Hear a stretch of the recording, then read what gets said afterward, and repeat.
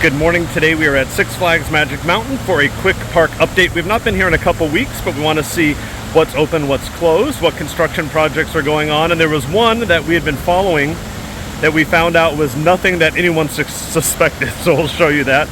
And we'll give you an update on Fright Fest, which starts here in a few weeks, September 8th, I believe. A lot of announcements came out of Midsummer Scream last weekend in Long Beach. That's the Halloween and Horror Convention. The full lineup for Fright Fest, including 2 brand new haunted houses from IPs, and we'll tell you what those are. There goes Tatsu and Revolution as we walk around, plus an expanded Kids Boo Fest. So the park just opened for Diamond and Diamond Elite members, so there is only a few people here so far. Perfect time to do some updates. Flavors of the World, their new food festival, is running through August 13th, so you still have time to check that out.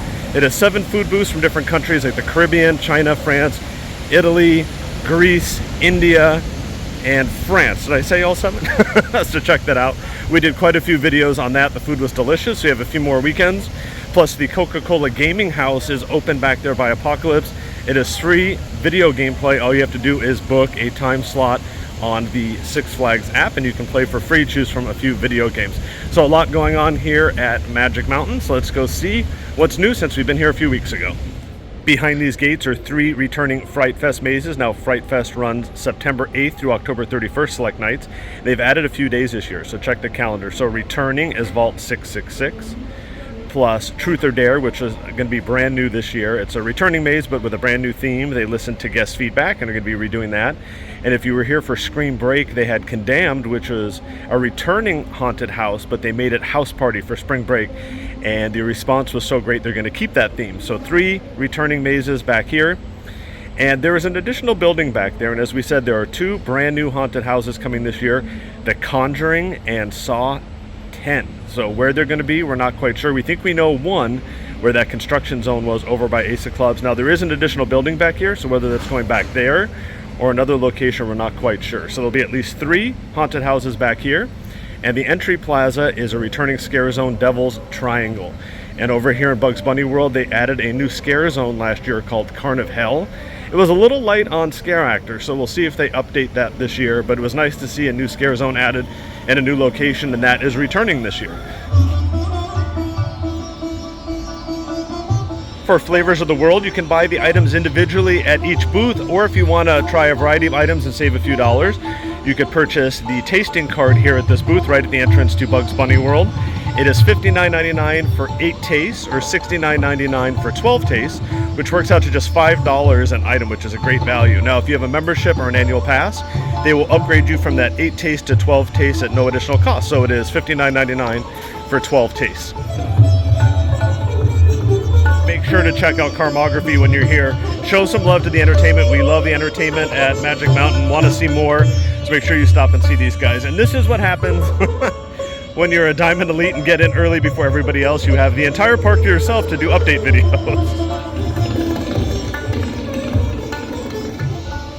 All the food at these booths have been absolutely delicious, but Korea, they have some gochujang wings that are to die for. Plus their Korean quinoa stir fry is literally one of the best things I've ever tasted. I noticed this new drink as I walked in up front. It is the Rockin' Raz lemonade made with Skittles. It looks like it has cotton candy on the top and comes in a collector glass. We're going to try that on the way out, see what it tastes like. There's also a special for members and pass holders in August. If you spend $20, you get a free bottle holder. So check that out in the retail shops. Kids Boo Fest takes place during the day during Fright Fest season, and it is geared towards kids, a not scary event with some trick-or-treating. This year it is going to be expanded with a ride overlay on the Whistle Stop train, and there is a new friendly character. Willoughby the Bat will make his debut at Kids Boo Fest. Goliath has a temporary unavailable sign in front of it, so I don't know if it's just because it's early or if it is closed today. I know Full Throttle had some team members standing out front, but it was not open. But again, it's not quite 10:30 yet. Well, Superman is testing, so it must be running today. DC Universe, City Under Siege, the scare zone will be returning for Fright Fest with a brand new look, brand new overlay. The concept art looked amazing. Brand new lights, arches, and all kinds of decorations. So looking forward to that. And a brand new Unleashed ceremony will also be taking place. That happens at 7 o'clock when the monsters come out, right back there. That's one of my favorite parts of Fright Fest. Over here in the Scream Punk District, Territory Twisted Scare Zone will be returning for another year. And this always looks really cool during Fright Fest and during Holiday in the Park. I like this area. I almost forgot to mention the thing that I was most excited about for this year's Fright Fest was Sliders of the Night. The Slider Show will be returning here to DC Universe. It took a break last year. For those of you wondering, yes, Crazanity is still down. I wasn't quite sure, but I see a crane, which tells me that it will not be operating today, and there is not a reopen date that I know of.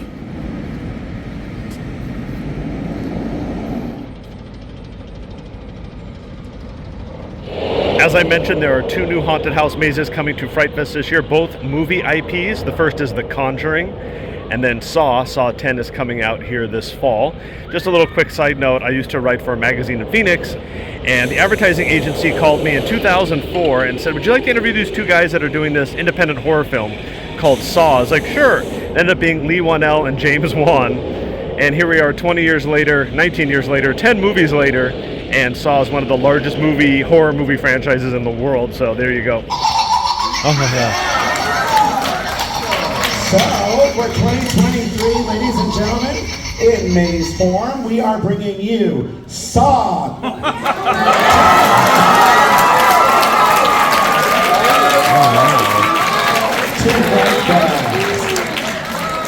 So not one, but 2 IPs coming to Magic Mountain this year. Wow.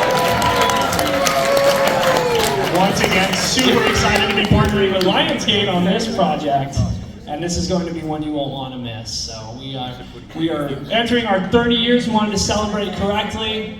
We are going big at Fright Fest 2023. Away. So we were watching this construction here, and the fanboys thought it was a new Giga Coaster. How they thought a Giga Coaster was going that little spot, I have no idea. I thought it was going to be an extended patio for Ace of Clubs, but it looks like it is going to be a scare zone location, or a maze location for Fright Fest. You can see the tent going up back there. So it's either going to be Saw or The Conjuring, not sure which one. It looks like it's going to be a little seating area, maybe part of the queue for that haunted house, but you can see the tent back there, so that's definitely either The Conjuring or Saw, because the other mazes we know the location, so we'll see which one that is. Major ride update. Riddler's Revenge is back open, so is Batman, Wonder Woman, Justice League, still closed with no open date that we know of. And I really like that ride. It's a great addition. The park's only dark ride, so hopefully they get that back up and running soon. The ride operations on Wonder Woman are fantastic. If you've never been on it, it's a single rail coaster, and the coaster does not stop when it comes into the station. It continually moves. So you kind of have to hop on and off like you would, let's say, Haunted Mansion or, you know, a ride like that. Very good for the ops. And it's a fun ride too. If you haven't seen the video, I was here opening day for a media day, and they had a camera mounted on the front of the coaster. You get my full reaction the entire ride. Now, if you're coming to Magic Mountain or any other theme park, do not pull out your phones, cameras on these roller coasters. It's incredibly dangerous, and it even says you will be ejected from the park.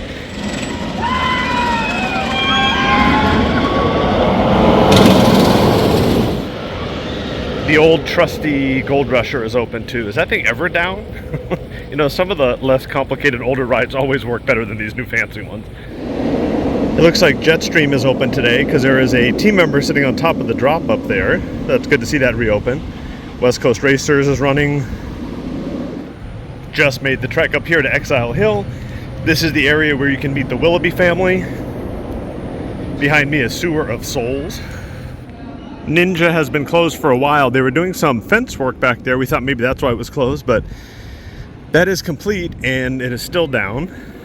And then over here we've got the entrance to Willoughby's Resurrected, a returning favorite for Fright Fest.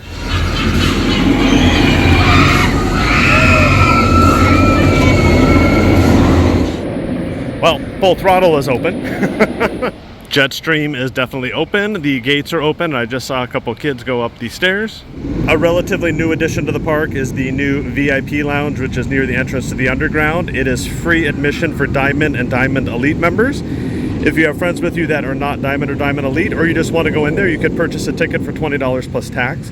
It's air conditioned, has phone chargers, there's a foosball table, there's chairs, benches, couches, free massage chairs, plus free sodas and snacks. So that VIP lounge, if you just purchase a ticket, it's a really good deal if you're just a day guest and want free snacks, free canned sodas if you do not have a refill cup. You can go in and out all day with a wristband, so definitely worth the $20. It looks like Apocalypse is still closed. If you're looking for the location of the Coca-Cola Gaming House, it is over here next to Apocalypse. Again, there are free video games inside. All you need to do is book a time on the Six Flags app. I believe it opens at 11. It's a little bit before 11. It either opens at 11 or 12. Just check the app on the website.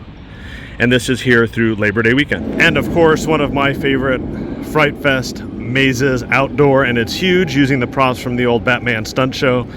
Aftermath 2, Chaos Rising, Welcome to Ash Valley. That is one of the best anywhere in Southern California. That will be returning this year. This area down here was called the Dead Zone last year. Scare Zone will be returning right here at the entrance to the underground near where the Six Flags bus is parked. Not sure when this happened, but this little jewelry glass craft booth moved up here in front of Katie's Kettle and Tatsu.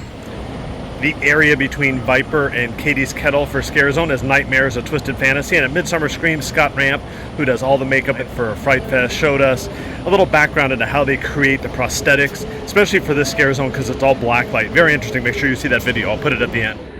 Another location that has been used for Fright Fest in the past is here, up here by X2. This used to be Chupacabra and has not been used in years, but there's still one more location that we're missing for Fright Fest. Either the Conjuring or Saw, but although the walls are up, it doesn't look like there's anything going on back there. So we'll see if we can peek around. Well, there are maze walls up, but it doesn't look like anything is going on inside. Are these walls always here? It looks like they've been here for a while. Looks like X2 is closed today. Revolution and Viper are open, as is Primo's Pizza. Here across from the fountains, this empty building that used to be the $10 store, then it was a Jelly Bean store, is going to be one of two Amazon stores coming to Six Flags. It's going to be a grab-and-go type style where you scan in. I see the little kiosks in there will show you. And you can grab whatever items you need, food, snacks, sundries, and just check out via Amazon. There's going to be no employees. We'll see how that works out. But it's going to be a trial, the first of two at Six Flags parks.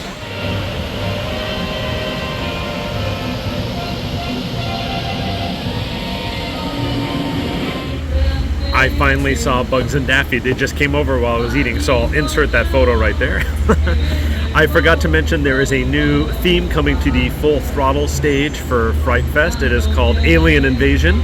No word whether that little show is coming back that was in Devil's Triangle, but I just thought of something. They are doing the Spirit with Spirits, which is the haunted happy hour with the monsters and dinner, this year at Full Throttle instead of the picnic pavilion. So maybe one of the picnic pavilions is a location for that last maze.